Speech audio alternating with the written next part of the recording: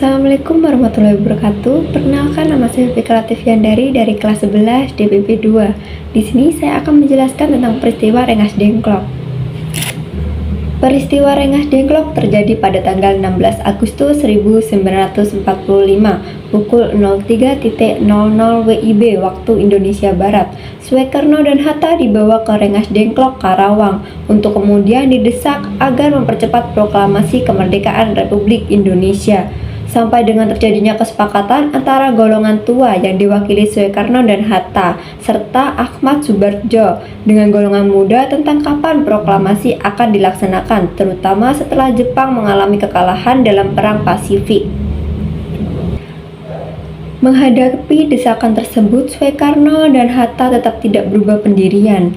Sementara itu di Jakarta, Khairul dan kawan-kawan telah menyusun rencana untuk merebut kekuasaan. Tetapi apa yang telah direncanakan tidak berhasil dijalankan karena tidak semua anggota peta mendukung rencana tersebut. Proklamasi kemerdekaan Republik Indonesia rencananya akan dibacakan oleh Bung Karno dan Bung Hatta pada hari Jumat 17 Agustus 1945.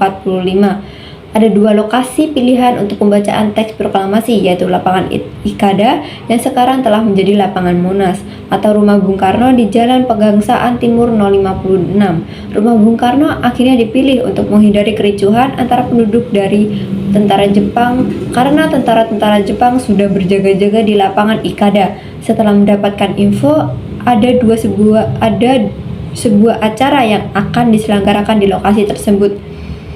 Teks proklamasi disusun di Rengas Dengklok. Awalnya Bung Karno dan Bung Hatta ditempatkan di sebuah gubuk tua pinggir kali dekat sawah yang tak layak kondisinya, atas usulan Ki Hajar Dariep, pejuang dari Klender, kepada Soekarni dan kawan-kawan agar Bung Karno dan Bung Hatta ditempatkan di tempat yang layak. Maka dipilihlah rumah saudagar Tionghoa bernama Dijiao Ki Siong. Bendera merah putih sudah dikibarkan para pejuang di Rengas Dengklok pada Kamis tanggal 16 Agustus sebagai persiapan untuk proklamasi kemerdekaan Indonesia. Karena tidak mendapatkan berita dari Jakarta, maka Yusuf Kunto dikirim untuk berunding dengan pemuda-pemuda yang ada di Jakarta. Namun sesampainya di Jakarta, Yusuf Kunto hanya menemui Wikana dan Ahmad Soebardjo. Kemudian Kunto dan Soebardjo ke Rengas Dengklok untuk menjemput Soekarno, Hatta, Fatmawati, dan Guntur.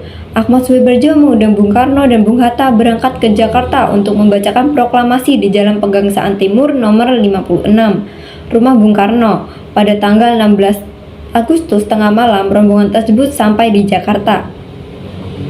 Keesokan harinya, tepatnya tanggal 17 Agustus 1945, pertanyaan proklamasi dikumandangkan dengan teks proklamasi kemerdekaan Indonesia yang diketik oleh Sayuti Melik. Sekian penjelasan dari saya mengenai peristiwa Rengas Dengklok. Kalau ada kurang atau salah kata, mohon dimaafkan. Wassalamualaikum warahmatullahi wabarakatuh.